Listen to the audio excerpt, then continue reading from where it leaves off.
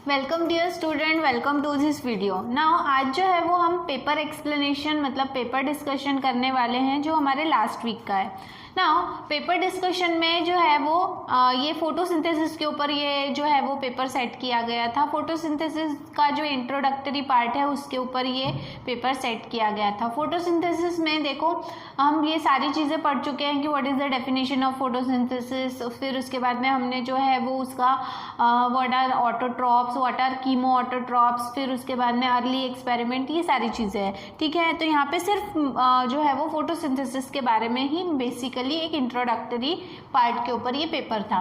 Photosynthesis is dash process, जैसे कि मैंने आपको इसका जो डेफिनेशन है ये एक्सप्लेन करते हुए बताया था कि फोटोसिंथेसिस जो है ये एक एनाबॉलिक प्रोसेस है। एनाबॉलिक प्रोसेस मतलब इसमें सिंपलर सब्सटेंस जो है वो कंबाइन होके एक कॉम्प्लेक्स सब्सटेंस जो है वो फॉर्म करते हैं। मतलब फॉर्मेटिव रिएक्शन जो होती है जिसमें एक सब्सटेंस फॉर्म होता है, ऐसे रिएक्शन को एनाबॉलिक रिएक्शन कहा जाता है। तो फोटोसिंथेसिस जो है इंडीड एक एनाबॉलिक प्रोसेस है। ठीक है, तो इसका आंसर है एनाबॉलिक। इसके बाद में है photosynthesis is dash, it is an intracellular. Intracellular मतलब एक ही सेल के अंदर होने वाली प्रोसेस है।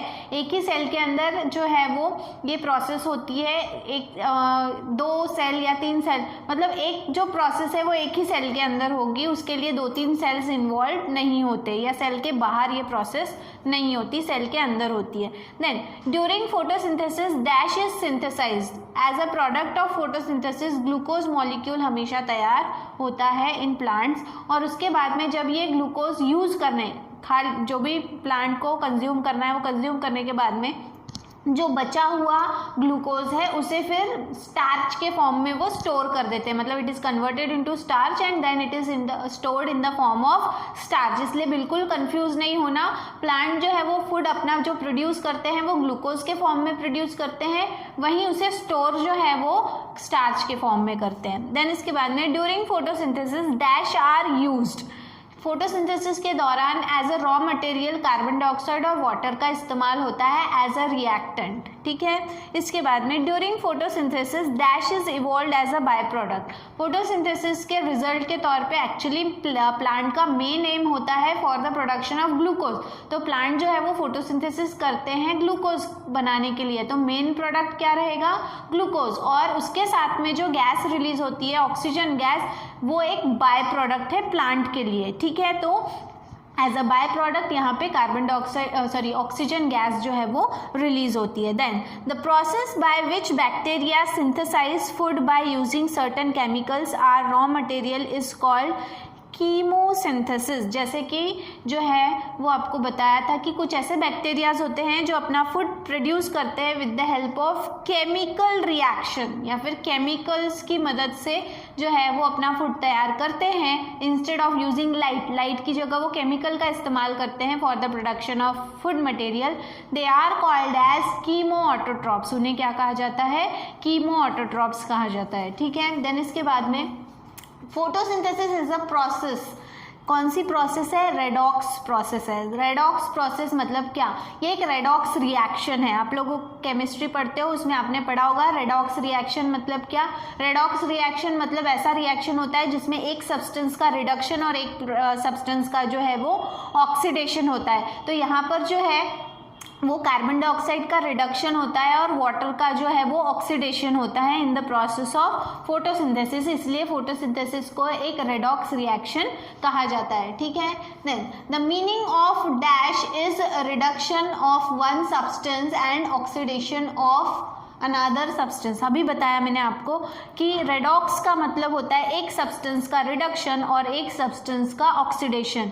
ध्यान में रखेंगे फोटोसिंथेसिस की प्रोसेस के दौरान कार्बन डाइऑक्साइड का रिडक्शन होता है और वाटर का ऑक्सीडेशन होता है, क्योंकि यही दो रिएक्टेंट है जो फोटोसिंथेसिस में इन्वॉल्व होते हैं। ठीक है, देन इसके बाद में water is called a dash because hydrogen remove from water is added to carbon dioxide. मतलब वाटर की वजह से वाटर जो है वो हाइड्रोजन रिलीज कर देता है, क्योंकि स्प्लिट ऑफ वाटर होता है जिसे हम फोटोलिसिस ऑफ वाटर कहते हैं। हाइड्रोजन अलग हो जाता है, ऑक्सीजन अलग हो जाता है। ये जो भी अलग निकला हुआ हाइड्रोजन है वो जाकर किससे मिल जाता है, कार्बन डाइऑक्साइड से मिल जाता है, ताकि वो ग्लूकोज बना सके। तो यहाँ पर जो है वो वाटर मॉलिक्यूल का रिडक्शन ऑक्सीडेशन तो हो रहा है, लेकिन उसमें से जो हाइड्रोजन निकलेगा वो जाकर किसे रिड्यूस कर रहा है, कार्बन डाइऑक्साइड को। इसीलिए वाटर मॉलिक्यूल को रिडक्टेंट कहा है, क्योंकि कार्बन डाइऑक्साइड का रिडक्शन वाटर की वजह से होता है, इसीलिए वाटर एक्ट एज रिडक्टेंट। ठीक है। देन इसके बाद में in the past it was assumed that the source of oxygen during photosynthesis is dash and not water. Now सबसे पहले अर्ली एक्सपेरिमेंट का है ये क्वेश्चन। अर्ली एक्सपेरिमेंट में आपको मैंने बताया था कि जो पुराने साइंटिस्ट हैं, जब फोटोसिंथेसिस जस्ट डिस्कवर हुआ था तब लोगों को लगता था, मतलब साइंटिस्ट को लगता था कि जो भी ऑक्सीजन गैस रिलीज हो रहा है that is because of the splitting of carbon dioxide molecule and not because of water molecule. ठीक है। तो यहाँ पर जो है इसका आंसर है कार्बन डाइऑक्साइड मॉलिक्यूल। ये अर्ली एक्सपेरिमेंट है, लेकिन मैंने आपको एक्सप्लेन किया था कि ये ट्रू नहीं है। सी वैन निल नाम के साइंटिस्ट ने पहले ये जो है वो कहीं ना कहीं क्लू दिया था कि कार्बन डाइऑक्साइड की जगह वाटर मॉलिक्यूल की वजह से ऑक्सीजन जो है वो रिलीज होता है, लेकिन कहीं ना कहीं वो इसे जो है वो एक्सप्लेन करने में फेल हो गए थे, प्रूव करने में एक्चुअली फेल हो गए थे। और बाद में ये चीज़ प्रूव करने के लिए जो साइंटिस्ट सामने आए थे वो थे रॉबर्ट हिल। उनकी फेमस जो रिएक्शन है जिसे हिल्स रिएक्शन कहा जाता है। His experiment was performed on spinach leaf, ये भी हम देख चुके हैं। ठीक है। तो वो बाद का एक्सपेरिमेंट है, लेकिन क्वेश्चन जो है ये अर्ली एक्सपेरिमेंट से जुड़ा हुआ है कि ऑक्सीजन गैस जो रिलीज हो रही थी वो पुराने लोग मानते थे कि वो किसकी वजह से रिलीज हो रही थी, कार्बन डाइऑक्साइड मॉलिक्यूल के स्प्लिट होने की वजह से रिलीज हो रही थी, विच इज नॉट ट्रू।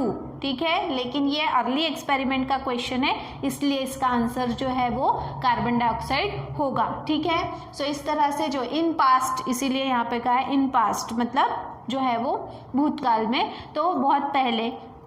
सो इस तरह से जो है ये आपका पेपर था लास्ट वीक का जो हमने आज एक्सप्लेन किया है। इसके नेक्स्ट वीडियो में जो है वो हम हमारा टॉपिक जो चल रहा था वो देखेंगे। Till then thank you very much.